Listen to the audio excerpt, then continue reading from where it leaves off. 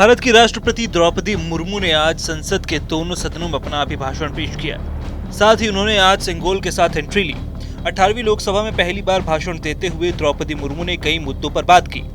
राष्ट्रपति द्रौपदी मुर्मू ने संसद के दोनों सदनों के संयुक्त सत्र को संबोधित करते हुए मोदी सरकार के विजन को सामने रखा। राष्ट्रपति ने अभिभाषण के दौरान इंदिरा गांधी द्वारा लगाई गई इमरजेंसी, संविधान, किसानों, युवाओं, महिलाओं और प्रमुखता से पिछड़े वर्ग के मुद्दों को उठाया। राष्ट्रपति ने कहा कि अर्थव्यवस्था के क्षेत्र में सरकार ने काफी प्रगति हासिल की है और भारत जल्द ही दुनिया की सबसे बड़ी अर्थव्यवस्था बन जाएगा। तो वहीं राष्ट्रपति के भाषण को लेकर भी सियासत जमकर होने लगी है। बसपा सुप्रीमो मायावती ने इस बारे में एक के बाद एक लगातार 3 post social media platform x पर शेयर किए हैं।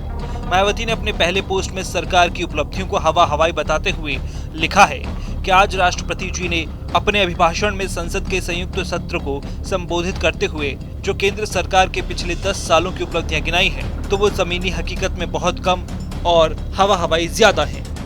सिर्फ इतना ही नहीं, अपने दूसरे पोस्ट में मायावती ने सरकार को भी जमकर घेरा है। मायावती ने सरकार के अगले 5 सालों के रोड मैप पर सवाल खड़े कर दिए हैं। लिखा है कि साथ ही केंद्र सरकार देश में आए दिन बढ़ रही गरीबी, बेरोजगारी, महंगाई और कमजोर वर्गों की समस्याओं को लेकर भी कतई गंभीर नहीं है। इनके आगे के 5 सालों के रोड मैप में भी कोई खास दम नहीं है।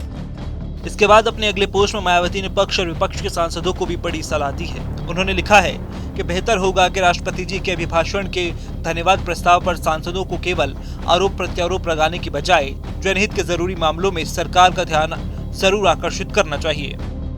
ये तो बसपा सुप्रीमो मायावती की बात थी, लेकिन ऐसे कई और नेता भी हैं जिन्होंने राष्ट्रपति के भाषण के बाद अपनी प्रतिक्रिया जाहिर की है, जैसे कि सपा मुखिया अखिलेश यादव। उन्होंने कहा कि ये परंपरा है और हमेशा होती है। हम सब सुनते हैं, ये सरकार का भाषण होता है।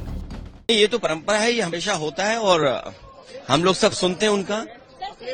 वो दरअसल सरकार का भाषण होता है। सिंगोल हटाने को लेकर के आपके इस दौरान AIMIM सांसद असदुद्दीन ओवैसी ने राष्ट्रपति के भाषण पर सवाल उठाया है।